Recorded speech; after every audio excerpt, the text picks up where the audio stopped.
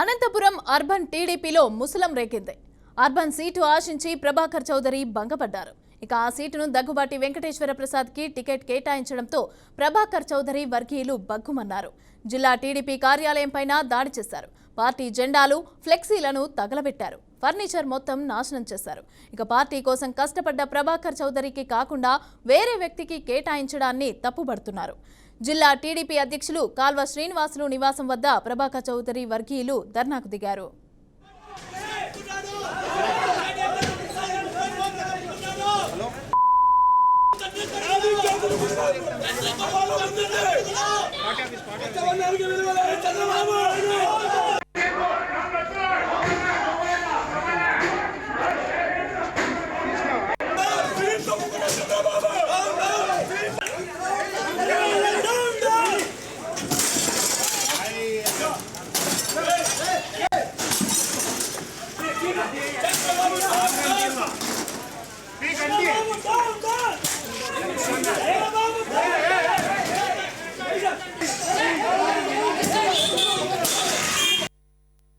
రాజకీయాలకు సంబంధం అంటే అనంతపురం నియోజకవర్గం సంబంధం లేని వ్యక్తికి ఇచ్చారని చెప్పారు.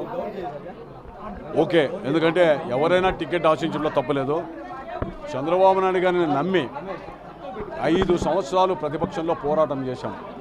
నా పోరాటానికి ఒకవేళ నా వ్యయ ప్రసారాల గురించి నేను చేసిన దానికి నేను బాధపడంలే. కార్యకర్తలు, నాయకులు కష్టపడి పనిచేశారు. చాలామంది నన్ను నమ్మారు, చంద్రబాబు నాయుడు గారు నమ్మారు.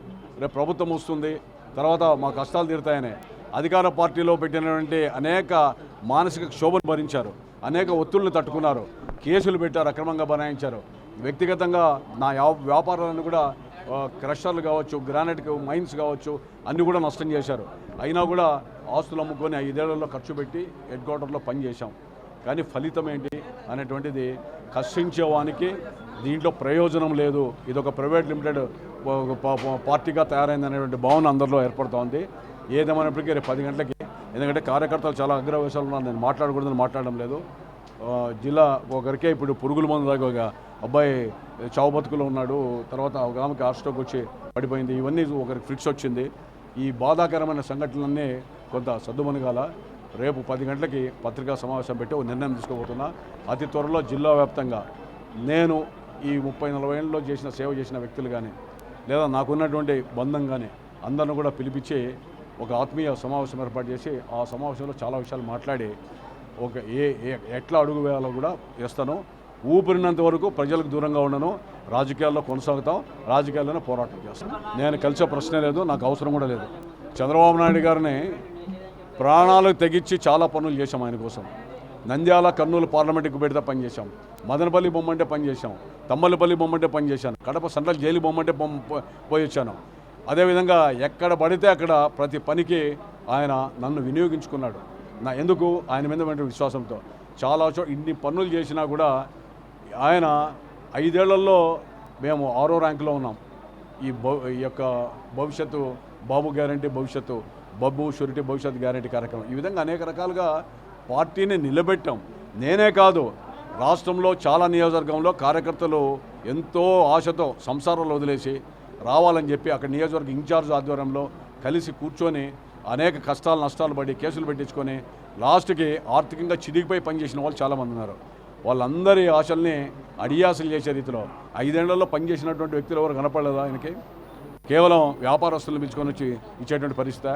ఎవడో పరిశీలకుని పంపితే ఆడ ఎమ్మెల్యే కూడా కాలేనో పట్టుకొని వచ్చి మా మీద రుద్ది వాని ద్వారా నివేదికలు తీసుకొని పోతే దీని ఏమిది? 2014లో అనంతపురం అర్బన్ స్థానం నుంచి ప్రభాకర్ చౌదరి గెలుపొందారు. కానీ 2019 ఎన్నికల్లో ఓటమి పాలయ్యారు. ఇక 2024 ఎన్నికల్లో మళ్లీ గెలుపే లక్ష్యంగా జనాల్లో తిరుగుతున్నారు. ప్రభుత్వ వైఫల్యాలను ఎండగడుతూ వస్తున్నారు. ఈ క్రమంలోనే ప్రభాకర్ చౌదరి బలంగా అనంతపురం అర్బన్ సీటును ఆశించారు. కానీ ఆయనకు కాకుండా వేరే వ్యక్తికి ఇవ్వటంతో ప్రభాకర్ చౌదరి వర్గీయులు తట్టుకోలేకపోతున్నారు. ఇక టీడీపీ అధినాయకత్వం తీరును ఎండగడుతున్నారు. పార్టీ కోసం కష్టపడ్డ తనను కాదని మరో వ్యక్తికి ఇవ్వడం ఏమిటని ప్రశ్నిస్తున్నారు.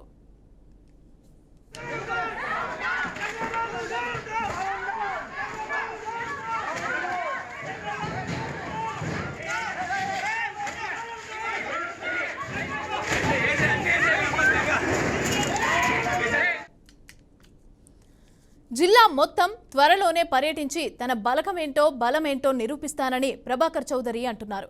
ఇక రేపు భవిష్యత్తు కార్యాచరణ ప్రకటిస్తానని చెప్పారు.